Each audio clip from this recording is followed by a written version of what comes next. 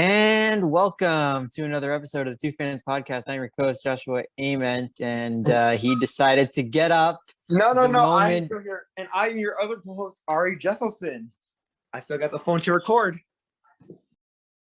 You just, I mean, you could have remembered a couple of seconds sooner. The moment I start, you get up to that throws me off. But we have an episode today. Woo! Yeah, unfortunately, we know we kind of teased the collab with Water Cooler.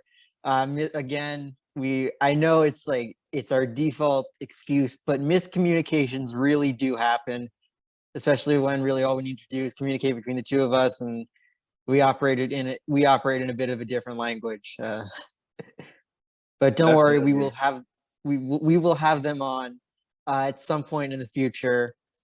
But today, because when we look back at legacies and at champions, we look back at the success stories, but sometimes we tend to overlook the teams that come so close but never end up winning it. Definitely, and there's so many great examples of those teams that never have it. Obviously, for us, it's either fan favorite teams. These are teams you root for. There's a lot of key players, or other different scandals that happen.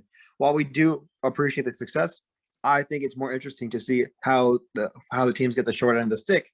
And for a lot of these teams, that's their only run. Yeah, and I feel like whenever we talk about the teams that come so close and they never won, and honestly, when I started thinking of the ideas here, of course, my first thought went to some of the teams sort of from this decade that have come close, never won. I'll still get to those, but no conversation of this kind is complete without talking about the Bills of the 90s. Definitely. And for those who don't know, they went to 4 straight Super Bowls and they lost all 4 of them. They were a star-struck team. Jim Kelly, Thurman Thomas, Andre Reed, and there's another great receiver on that team. The defense was pretty stacked. I am forgetting his name, but he leads this NFL sacks of all time with 200. His name's on the tip of my tongue, but I don't remember that. But they were just a great team. And they're always one of those teams that they just never made over the cliff, for either Lady Luck was never on their side or their opponents outplayed them. Yeah, that's Bruce Smith you're talking about, with all-time leader in sacks with 200. But yeah, that early 90s Bills team, especially with that offense, the span from 1988 to 1996, they made the playoffs 8 of those 9 years. Again, the 4 straight Super Bowl appearances from 90 to 93. And that offense with Kelly, Thurman Thomas, or Andre Reed, never in that 9-year span ranked below 15th in points, and they ranked top 10 in yards for 5 of those 9 years. Were only below number 16 once. Yeah, so that just shows how great that team was. But we've always seen a regular season doesn't always make a great winning team. And yeah, sorry, you go on. You go on, because I'm just gonna add on to that, and it'll be a different team then. No, yeah, I was gonna go into a little bit of sort of the why they never won, because that's also something sort of to think about. Because these teams, when you look at them on paper, they are so good, pretty much as good as teams that have won. In some cases, even better. And then you look at sort of why they never won, and usually, and I know this is going to get repetitive when I say it, because I'm going to say it for a lot of these teams, but it's just because they run into bad luck in terms of just other dynasties at that time.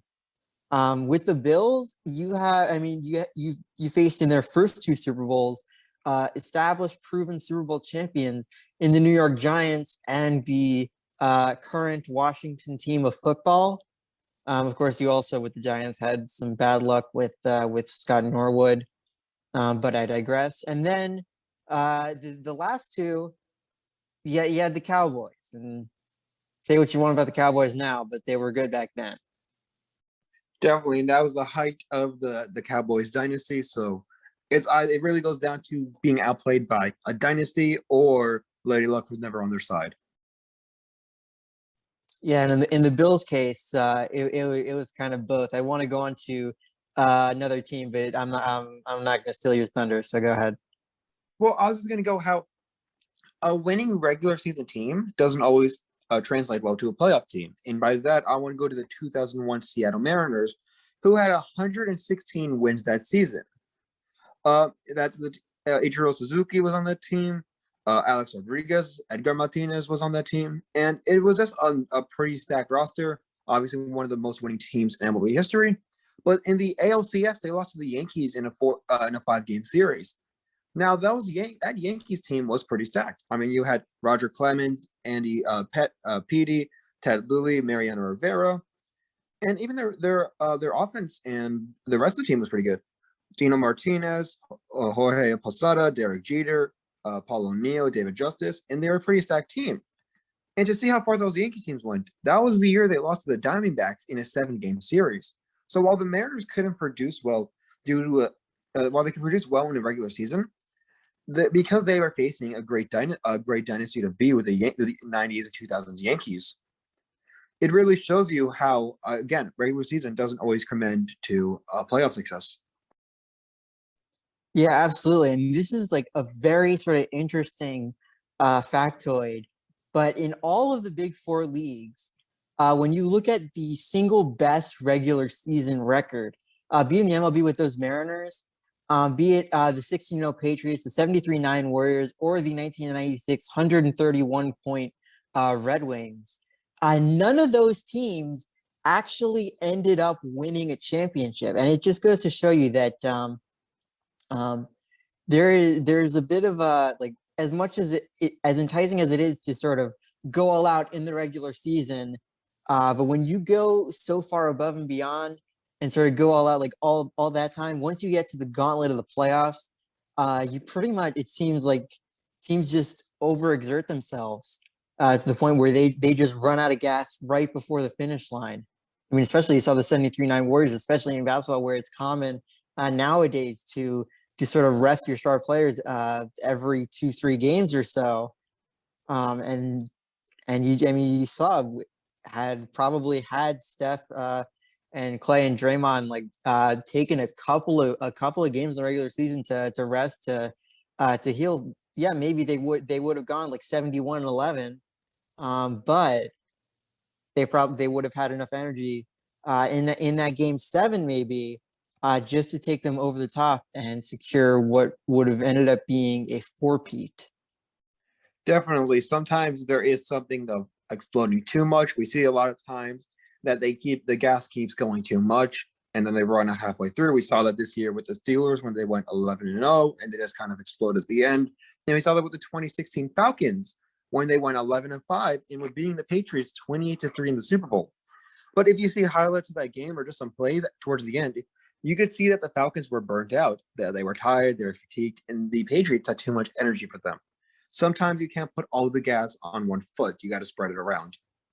Yeah, absolutely. And that kind of these four teams, especially you talk about the Mariners. But I mean, when you win what you said 116 games it was? Yeah. Yeah, that I mean, of course, that no other team has done. And then you think that yeah, they should be virtually unbeatable, but they absolutely are. Even I mean, again, even the 16-0 Patriots that yeah, had they won the Super Bowl, they would have gone down as the greatest team of all time. But they didn't. They just ran out of gas. Yeah, that's a big issue when you see with a lot of these. They either just run out of gas or stopped by a big dynasty or Lady Luck was never on their side. And that's one of the three big pieces to some things. And just going to, I know this might, for Bulls fans like yourselves, this is hard to see. For just NBA fans, but the 2010-11 Chicago Bulls, it Thanks became, for yeah, those memories. I'm sorry, but everyone in the NBA feels bad for them. We all love Derrick. I don't think there's any single person who doesn't like basketball who doesn't like Derrick Rose. The team had a 62-20 record. They finished number 1 in the Central Division, and I think we all know what happened. That Rose went down with an injury, and they were just never the same team again. Obviously, those they did have some rebuilds. Some were pretty decent. Some were just average or below average. But they were always one team that everyone felt bad for, which is another reason why you should rest your stars. That you don't need to explode too much. It's best to rest up. Yeah, and while I could probably go on to a little bit of a rant about how Tom Thibodeau doesn't do that, but that just brings back the sad boy hours. Um, but yeah, I mean, who doesn't like it is still with that being said, good to see sort of at least Derrick Rose sort of finding a way to revive his career as a journeyman. I think I don't know, it was last year, 2 years ago, that 50-point game uh with the Timberwolves.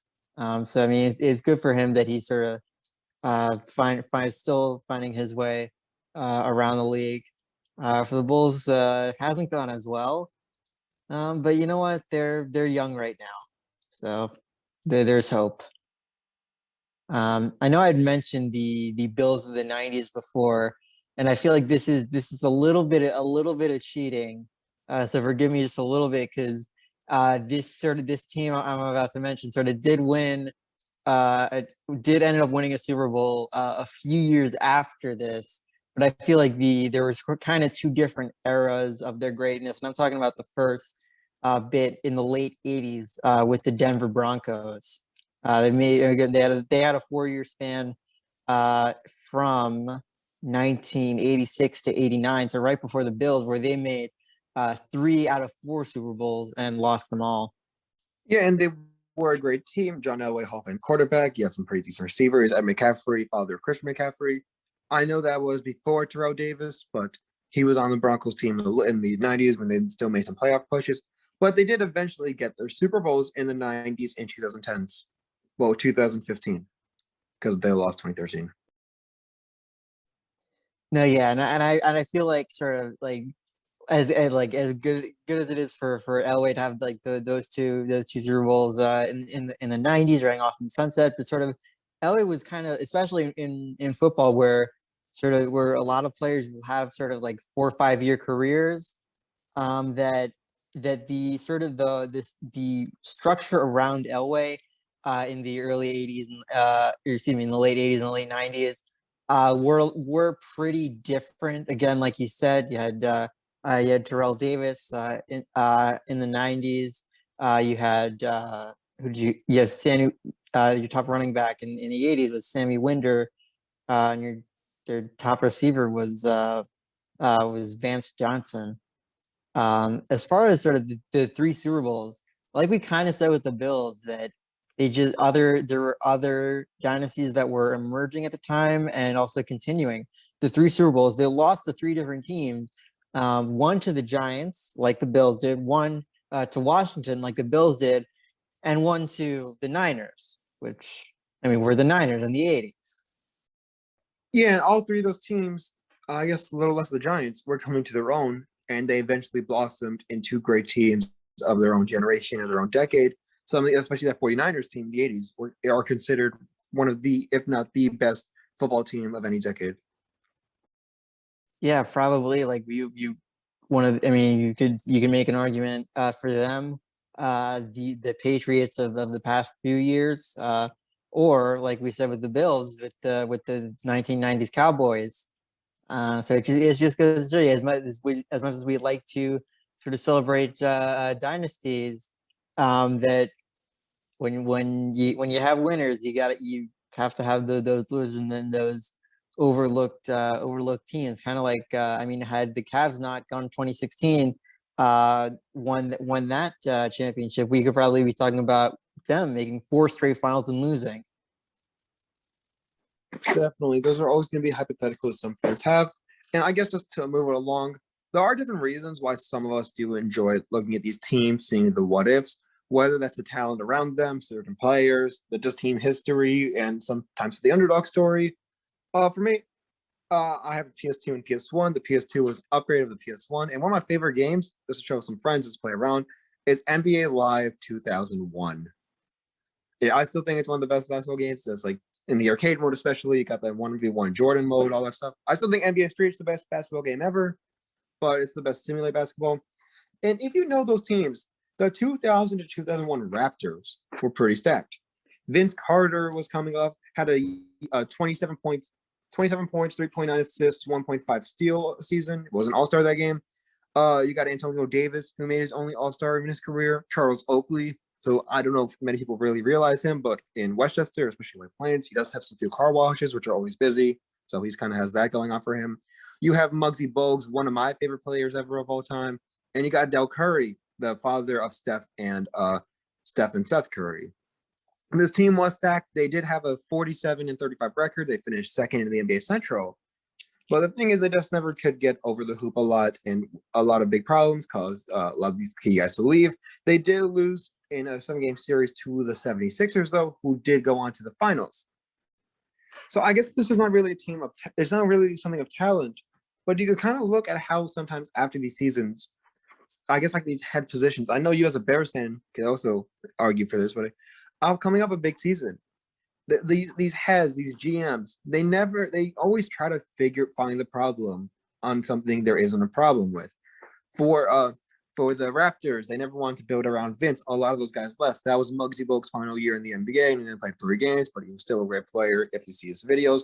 A lot of these Antonio Davis, they never really helped him with some stuff. They never really developed him.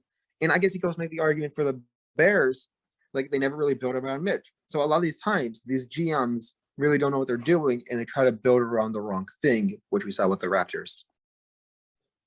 Oh, as much as I would love to go on an absolute rant on Ryan Pace, I will save that for our Monday recap.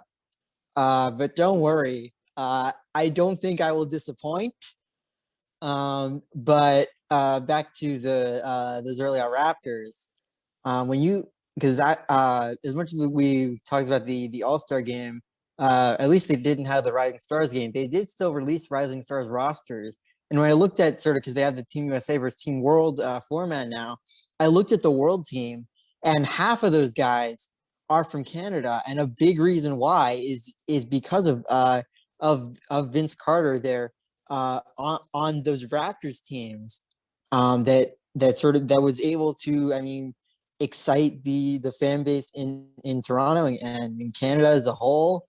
And you're really seeing the fruits of labors, how they were able to grow the game to the north now.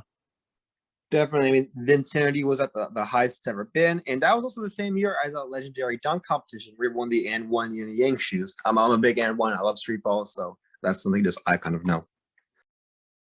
But I know we're both New Yorkers, you know, we're both in Westchester, New York. We both know we both experienced all the good stuff about New York, dollar pizza, all the whole nine. I haven't gone to the city. I don't really like the city, but we all know the experiences. And a big experience in the early 2000s was that 2012-2013 New York Knicks team. Yeah, man, I do remember, because I mean, a couple of times where, especially as a Chicago fan, where of course I have the people like you, the Mets, actually not really the Giants, because they weren't really, no, they were that good. Just the Bears, they never matched up, whatever. But yeah, but Bulls and Knicks. I mean, I know I wasn't around for the '90s when the rivalry was there, but sort of where they were kind of like you said, kind of a year apart. We had the Melo trade, you had Linsanity, you had a bunch of different things that seemed to be going right for the Knicks. Of course, I mean, LeBron was still in the East there, so not much more needs to be said on that. But like we said again, it's those teams that can't quite get over the hump, be it just they're getting good at the wrong time, or throughout their run, they're just stopped by an established dynasty. Definitely, but looking at this team on paper, you do have a lot of great guys: Carmelo Anthony, Tyson Chandler, Jason Kidd, J.R. Smith, Amari Stoudemire, Rasheed Wallace. The biggest issue I feel like for this team, though, was they were aging. The youngest guy was 23 years old, and that was Iman Shumpert. A lot of these guys were born in the early 80s, and there are some dudes even born in the 70s playing in 2013. So this team really can compete against the younger guys like the Pacers, who were also a team that never could go over the hump because of LeBron being in the East. Yeah, and I think sort of in the whole span between between sort of LeBron's sort of reign, making the finals however many times from the East. I think only two teams actually managed to make it to the conference finals back to back. First, the Boston Celtics, whose core is still intact now, so we can't really mark them down. But the Indiana Pacers in the early 2010s, I believe it was 2012 to 2013. Fact check me on that. But then you had Paul George, Danny Granger, George Hill that that competed with LeBron, Lance Stevenson too. Of course, you have the viral blowing in his ear. And yeah, one of those times in those final Eastern Conference Finals, they took the Heat to 7 games. What makes it so much more interesting was that the draft a couple of years before, they drafted Kawhi Leonard and then traded him to the Spurs. And Kawhi Leonard, if you don't remember, when he was on the Spurs, was able to shut down LeBron in the finals. So imagine if you have Kawhi Leonard on the Pacers in the Eastern Conference Finals, do the Pacers make it to the finals? Do the Pacers win a championship? What does that do to the Pacers' legacy? What does that do to Kawhi and Paul George on the Pacers, not demanding trades, possibly? What does that do to LeBron's legacy? Not necessarily as the unbeatable king of the East, but who knows? It's a bunch of what ifs now, but it's interesting to think what could have been. Definitely, there's so much you could really go on of it. And the entire course of history in the NBA would change. I mean, imagine Paul George and Kawhi Leonard on the same team in that Pacers team in the East going against Bron. His legacy definitely would have changed for better or worse. And just one of those great things to speculate now. Obviously, we will never know, but it's still great to speculate. Yeah, absolutely. We're talking about sort of the NBA teams that came close this past decade. You have to look at the Oklahoma City Thunder.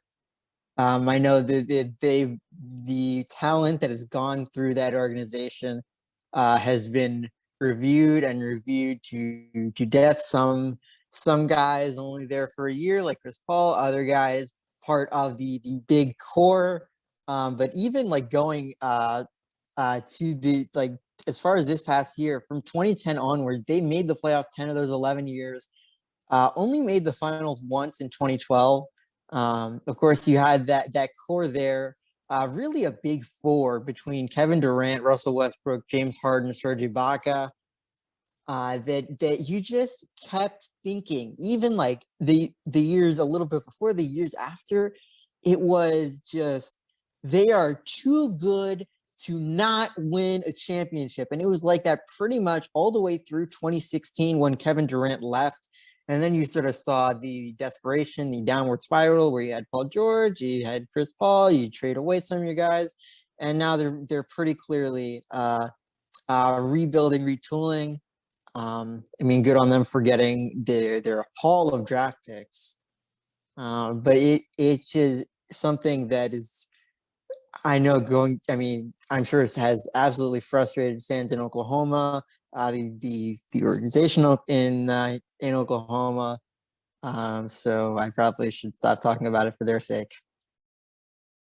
Yeah, and I feel like there's so much you really can't say that's already been said. They had multiple MVPs, just a great team that never really were able to get over that hump, but there's not more you can say for that. I just have to say this as a Mets fan, as a Mets fan, 2015 Mets, man. Lost 4-1 lost in a 5-game series to the Royals. They finished 90-72, first in the AL East. That team was stacked, for those who don't remember. Lucas Duda, Daniel Murphy, Michael Cadier, Curtis Granderson, Ruben Tejada, Travis Diamond, Yones Cespedes, Michael Conforto, David Wright.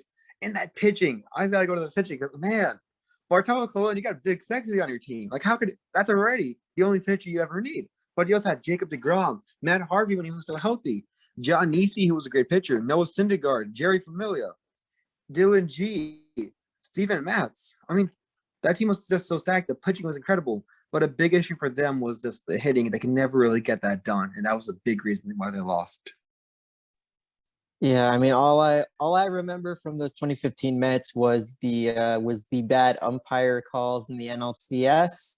I'm definitely not salty about that, and I definitely would not be any saltier had the Cubs not won the year after. But let me take a step back and actually admire, because yeah, they were a pretty good team. Even now, you see the pitching core still there, most notably DeGrom and Syndergaard. Of course, Matt Harvey when he was healthy. It really is a shame what injuries did to his career. Um, but I mean, but yeah, like of course, like I think the Mets have been the butt of many a joke in the baseball world this century. And it was I'm sure it was nice for you guys to have that year of a break of actually making it to the World Series. Yeah, it was nice, but we do deserve a lot of those jokes. When you're saying that, I just got an email from New York Mets. But just going back to 2015, just staying on 2015 and first in the East, the 2015 Blue Jays. I remember a lot of us, including myself, thought the Blue Jays would be the next dynasty because they were just looking pretty good. Yeah, they were. I mean, you had a lot of big names there. I mean, of course, Bautista. I believe those later years, you also had Troy Tulowitzki too. And of course, there are a bunch of names that I'm forgetting off the top of my head, but you mentioned them to me, and I'll be like, oh yeah, of course, like that. Um, but but yeah, I mean, of course, like that just goes to show you, I guess, uh, how how good the Yankees and the Red Sox can be when they spend and they shut those Blue Jays down. So uh, so much for Well, parity. yeah, well, there's a big issue because both the Mets and Blue Jays that year lost to the eventual champion Royals. But just rating off for this roster, Russell Martin, Jose Reyes, Josh Donaldson, Jose Bautista, Edwin Encarnacion, Troy Tulowitzki, and the pitching was pretty decent. R.A. Dickey, Matt Bueller, David Price, Drew Hutchinson. You did have a pretty stacked team, but that Royals team that they were basically kind of a Moneyball system. If that kind of makes sense. I know they weren't like the Moneyball team, but compared to a lot of these teams who are high spenders, they really weren't one of that. And everyone just had key roles and they just played their parts well. So that's why a big reason for that Royal team to do good. And I remember the year before they lost to the Giants in the World Series. And I said after they lost, like, oh, they're going to go to the World Series next year and they're going to win it. And then they played my Mets and then they did exactly that. Yeah, that was kind of, I mean, it's you can talk about sort of as a small market team sort of need to get everything right sort of in one sort of rebuilding run in order to win a championship. Of course, the Royals did exactly that, having guys like Moustakas, Lorenzo Cain I mean, on team friendly deals before they ended up getting paid, and that's kind of why you had those 2 years in 2014, 2015, and then sort of completely fell off and are rebuilding still to this day. But we digress a little bit. When you're talking about staying on baseball, I want to go back a couple of years back for sort of two teams in the AL that kind of like, I mean, we're same time period and same story of uh, they made it to the World Series a couple of different times, but just couldn't break through and win it all. Those two are the Detroit Tigers and the Texas Rangers. The Tigers made the World Series in 2006, lost to the Cardinals then. Didn't actually make it back until to the playoffs until 2011. Made it 4 straight years, made it to the ALCS for the first three of those years, then made it to the World Series in 2012. But 2011, the ALCS, they ended up losing to the Texas Rangers, who we'll talk about in a little bit. Um, in 2012, they made the World Series and then got swept by the Giants. And then in 2013, they made the ALCS, ended up losing to eventual World Series champion, the Boston Red Sox. But when you look at, especially the 2012 Tigers team, the star power there with some of the names, Justin Verlander, Miguel Cabrera, Austin Jackson, Prince Fielder, Max Scherzer, Doug Fister, Rick Porcello, Drew Smiley, Anibal Sanchez. The list goes on, and it's just amazing to look at that roster and realized that they got swept by the Giants. Yeah, and that team was really stacked. I think that's I think that's prime line Tigers. I'm gonna say Lions again, but that was prime Tigers. And to see a team get swept, that also kind of shows how powerful those Giants teams were in the early 2010s. Yeah, we could probably talk about them a little bit more, but I mean, not only did the Giants stop the Tigers from winning a championship, but they also stopped the Texas Rangers from winning a championship. They were in a pretty similar situation as the Tigers. They made the World Series back-to-back years. In 2010, of course, they lost to the Giants, and then in 2011, they came pretty much a pitch away from winning it all in 6 games. And then David Freeze happened. And how many times this episode am I going to feel pain? A few too many times. I mean, you are a Chicago sports fan, so Yeah, don't need to tell me twice. But yeah, that happened. And again, it's just sometimes a matter of bad luck, of just felt falling just that bit short, not good at the right time, whatever it is. It was, you see it with the Tigers, see it with the Rangers. Of course, the Rangers had some names of their own. Some of the more notable ones: Ian Kinsler, Adrian Beltre, Mike Napoli, C.J. Wilson, Elvis Andrews, Josh Hamilton, Nelson Cruz, Natalie Feliz. I mean, well, while not necessarily as sort of name branded as the Tigers were, that was still a very decent and very deep hitting core. I guess you could say the pitching could have used some improvement, especially when you mentioned David Freeze. But well, yeah. I mean, that team was stacked. Well, they might not be Hall of Famers, they're eye popping. Some guys everyone know. For a lot of baseball fans out there, these are still guys that everyone still remembers. And just again, it just shows you how stacked a lot of these teams were, especially in the early 2010s. yeah, I mean, there's absolutely a reason that that the Giants won 3 and 5 years. So I mean, of course, the credit to them, but as one team is good, another team will have to be not good enough. And in this case, you have 2 instances in the Rangers and the Tigers. Yeah, and just kind of staying up in that, I guess, Canada borderline area. Minnesota 98 Minnesota Vikings. They were 15-1, an incredible team. You had Randall Cunningham coming back. I call him the original Lamar Jackson because he was a great runner. Just over 4,000 career rushing yards, over 35 rushing total TDs. He almost had 1,000 yards in 1990. But the guys passing to were Chris Carter and Randy Moss, two definitely guys in the top 15, even top 10 for a lot of people for best receivers. And Randy is a lot of people is considered the best receiver of all time. You have Robert Smith, who were all Pro Bowlers that year, and that defense was pretty stacked. I mean, Ed McDaniel and John Randall were two of the best at their positions. Gary Anderson, the greatest kicker of all time for a lot of people, was also on that team. And the only reason they lost really was kind of what I think is, announcer fluke. Like, you ever realize when an announcer says like, "Oh, this guy never misses a kick," and then he misses it? Well, that's Yeah, exactly that what happened to happened. Justin Tucker literally like 3 times this playoffs. Yeah, exactly. And even last year, I remember when Drew Brees he was playing the Ravens, and for Brees to win the game, he would have beat every single team in the NFL. And then at the last seconds, and the guy's like, "Oh, Justin Tucker's never missed an extra point in his career," and then he goes on to miss it. So that's exactly what happened in the '98 Vikings, where the announcer says Gary Anderson hasn't missed in 3 years, and if you were to bet money that he'll make it, you'd win. And then exactly he misses it after. And they did lose to the Falcons, who did lose to that Broncos team in the Super Bowl. So Broncos getting their fleet there. And Yeah, it is nice. I just want to say to actually to hear about a division rival's failure. So keep going. yeah, well, there's not much you could say because of Vikings. I mean, there was that was like what? It was like a 19-yard field goal that they just missed on the 9-yard line a few years back. But I just don't want to go to the Falcons. I feel like that's way too easy to riff on them. I mean, we can still do it because it's funny, but like we know exactly what happened. 20-3, they got fatigued. Oh wait, I didn't mention that earlier. Yeah, they got fatigued.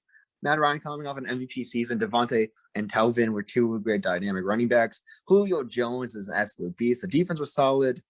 And yeah, they just kind of fell apart, which, hey, at least no one got arrested the day before. So that's an improvement on the 2016 Falcons compared to the 98 Falcons.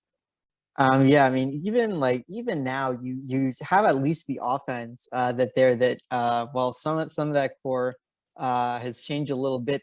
The You still have Matt Ryan, you still have Julio Jones. Now, I mean, you add Calvin Ridley. The offensive core kind of is still there from that 2016 season. It's really the defense that is absolutely fallen off. Yeah, and I know for our show, we never really talk about hockey. That's always one of our topics that's always one of the sports that we never get on. So I'd just like to bring up a team, the 71-72 Rangers. They had a total of 109 points that year when the league average was 78. And they did lose to the Stanley Cup in a 6-game series to the Boston Bruins. And how could a Rangers team with five Hall of Famers lose to a 6-game series? The answer is that Boston Bruins team had 119 points. And just to get into perspective, 10 guys on that team had over double-digit points. Phil Esposito had 66 goals that year. You had 10 guys with 10 goals, an incredible Hall of Fame goalie. And it's not to disadvantage the Rangers, but it's just to take credit for the Bruins, who also had 4 Hall of Famers, making a total of 10 Hall of Famers in a Stanley Cup series.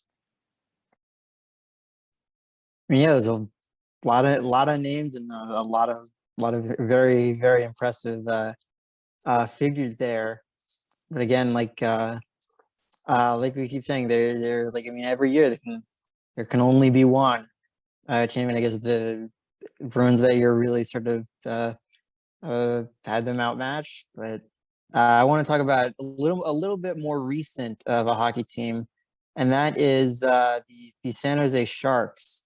I mean, they really had a pretty impressive run in the past decade or so, and my computer is being slow, so I can't really see my notes. But from 2004, pretty much all the way up to 2019, you had 15 different seasons. They made the playoffs in 14 of those. 2 straight conference finals in 2010 and 2011. They made the Stanley Cup Finals in 2016. Ended up losing to the Penguins. And some of the key players there, you had Patrick Marleau, Joe Thornton, Joe Pavelski, Logan Couture. So really like prolific scorers there. But they just kept running into dynasty or emerging team after dynasty / emerging team. They in 2010, the conference finals, they ran into the Blackhawks. I remember actually that as a Blackhawks fan that year, because the Sharks were the 1 seed in the West, and I was thinking like, okay, yeah, this is where the run ends, and they got swept. In 2013, they lost pretty early to the LA Kings. They were directly in between their 2 championships. When you in 2016, like I said, they made it to the Stanley Cup Finals. They lost to the Pittsburgh Penguins, arguably the best team this past decade. And then in 2018, they lost to the incredible run of the expansion Vegas Golden Knights. Yeah, and all those teams did find tremendous success. And just going back to the Sharks roster also, I mean, Brent Burns, Martin Jones, Patrick Marleau, Joe Pavelski, Joe Thornton, Joe Ward. I mean, these are a lot of fan name guys that a lot of guys do like. But again, they just ran into a lot of trouble with just dynamic teams. I mean, that Penguins team is one of the greatest teams in the 2010s, if not, I hear people here, probably just because they're Penguins fans, that they're one of the greatest teams ever. And while you can make the argument for them being a top 10 team this decade, they were pretty prolific. And just that Golden Knights, the Ducks are pretty decent. They lost to the Ducks, I remember, in 2017. Those Ducks always had a good run, and they were always a team to never really push off the edge. And then the Vegas Golden Knights, I mean, that first year they went to the Stanley Cups in their first year of existence. So it's really not to show how bad the Sharks were. Just they really played really great teams who always had a shot at the cup. But I guess what we see now, we see a lot of these guys aging, There's always going to be every year we always see these guys. Oh, this is going to be their last year. They're going to retire at the end of the season. They're retiring before, and they really missed their mark to get a lot of these guys their ring. Yeah, and of course you can really sort of see that sort of even in this year, like we said, sort of that 14 out of 15 years in the playoffs, that run seems to be coming to a close. They missed the expanded playoffs this past year with the bubble. Even this year, sort of they're standing in the West. They're not doing too well. So really, it seems that they have to sort of rebuild, reload, sort of like what we're the same position the Thunder, the Tigers, the Rangers are nowadays. So really, it just goes to show you that some of these teams, that just come like so close yet so far.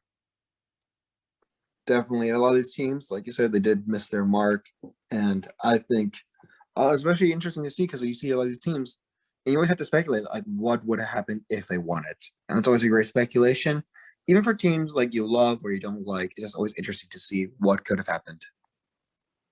Yeah. One last team, and this is actually one last, and not me just saying one last so that I can get something in.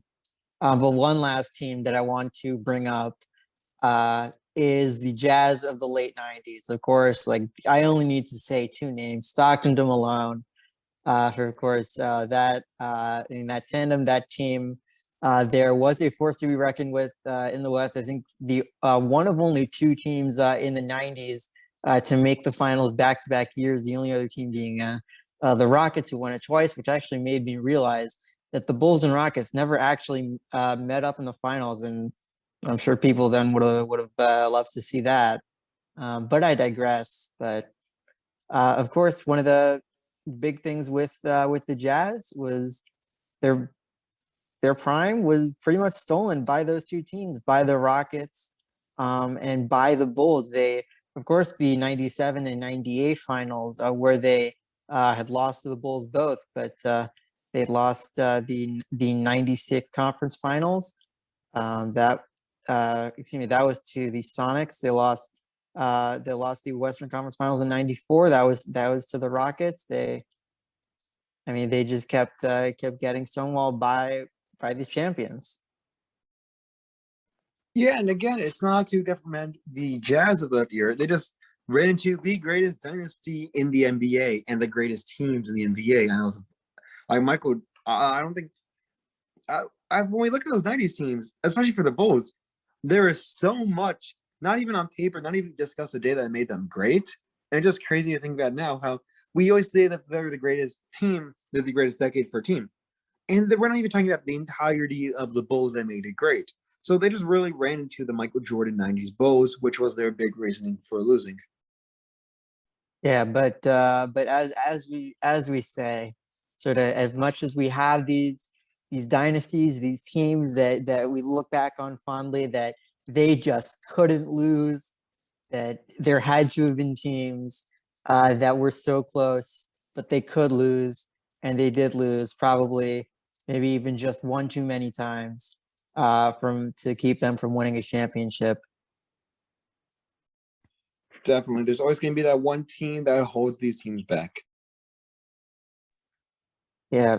And with that, I think that's a good point to end this episode off on. So thank you all so much for listening to us and bearing with us. If you have any questions, comments, or something you want us to talk about, you can always leave a comment down below.